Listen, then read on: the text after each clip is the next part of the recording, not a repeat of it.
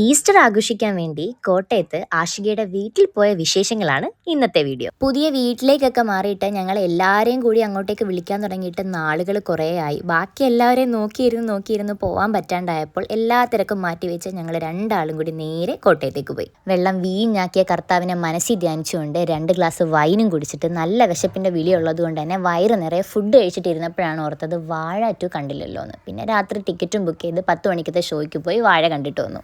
എല്ലാവർക്കും പടം നല്ലപോലെ ഇഷ്ടപ്പെട്ടിട്ടുണ്ടായിരുന്നു. അങ്ങനെ വീട്ടിൽ വന്ന് കിടന്നുറങ്ങി പിറ്റേ ദിവസം രാവിലെ നല്ല കള്ളപ്പവും ചിക്കൻ കറിയും ബീഫ് കറിയും ഒക്കെ കൂട്ടി നല്ലൊരു പിടി പിടിച്ചു. ഇന്നലെ നല്ല ഉറക്കം കിട്ടാത്തതുകൊണ്ട് തന്നെ ഒരു ഉറക്കവും പാസ്സാക്കി ഉച്ചയ്ക്ക് വയറ് നിറയെ ഫുഡും കഴിച്ചിരുന്ന് എങ്ങോട്ട് പോകുമെന്ന് ചിന്തിച്ചപ്പോഴാണ് ഒറ്റ മൈൻഡിൽ വാഗമണ്ണ് പോകാമെന്ന് വിചാരിച്ചത്. അവിടുന്ന് നേരെ വണ്ടിക്ക് പെട്രോൾ ഒഴിച്ച് നേരെ പോയത് വാഗമണ്ണിലോട്ട്.